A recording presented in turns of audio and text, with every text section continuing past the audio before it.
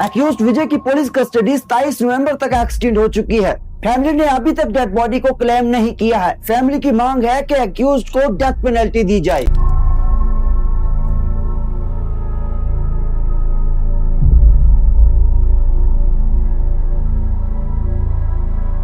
Court proceedings video के द्वारा हो रही है क्योंकि एक्यूज्ड को लोग जान से मार देना चाहते हैं। 16 नवंबर 2025 शाम 5:30 पर महाराष्ट्र के डोंगराले गांव में अपने घर के बाहर एक 3 साल की बच्ची खेल रही थी। इतने में एक हाथ ने उस बच्ची को चॉकलेट दिखाया और उस बच्ची को अपने साथ ले गया और कुछ घंटे बाद यदनिया की डेड बॉडी मिलती है, पत्थर से कुचली हुई। यह कहानी है यदनिया की, जो बन चुकी है शिकार एक हैवान की। डोंगराले गांव नासिक के मालगांव में बसा एक छोटा सा इलाका। इस इलाके में 4 से 5 हजार लोग रहते हैं, ज्यादातर डेली वेजेस मजदूर। इस इलाके का पुलिस स्टेशन 10 से 15 किलोमीटर दूर है दोस्तों। यदनिया 3 साल 7 महीने की थी दोस्तों। उसके माँ बाप रात को अपनी बेटी के साथ टाइम बिताते और दिन में मजदूरी करते। यदनिया अपने गांव में सबको जानती थी क्योंकि गांव में सभी लोग एक परिवार की तरह होते हैं। लेकिन आखिरकार इस परिवार को किसकी बुरी नजर लग गई।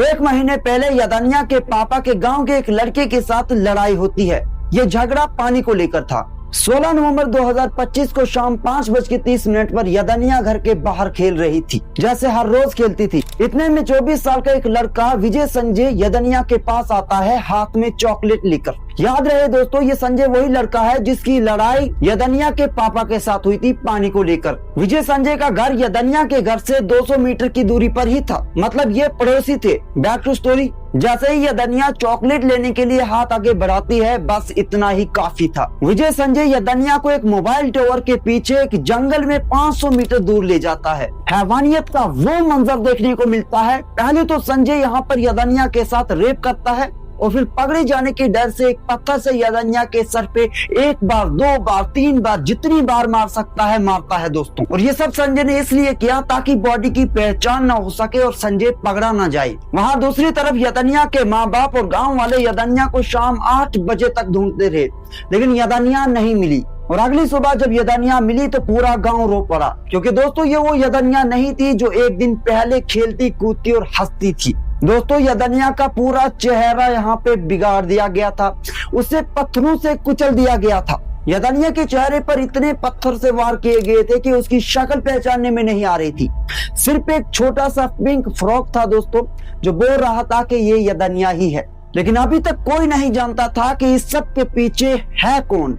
और दूसरी तरफ विजय संजय भागने की कोशिश कर रहा था एक मासूम जिंदगी को खत्म कर। लेकिन इससे पहले ही पुलिस को पता चल पड़ता है कि यदनिया को विजय संजय ही अपने साथ ले गया था। पुलिस तुरंत ही एक्शन लेती है और विजय को घर से अरेस्ट कर लेती है।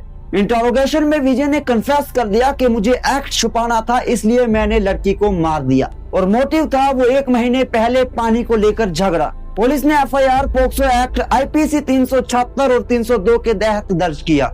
यदनिया की डेड बॉडी को मोले गांव के जनरल हॉस्पिटल में पोस्टमार्टम के लिए भेजा गया।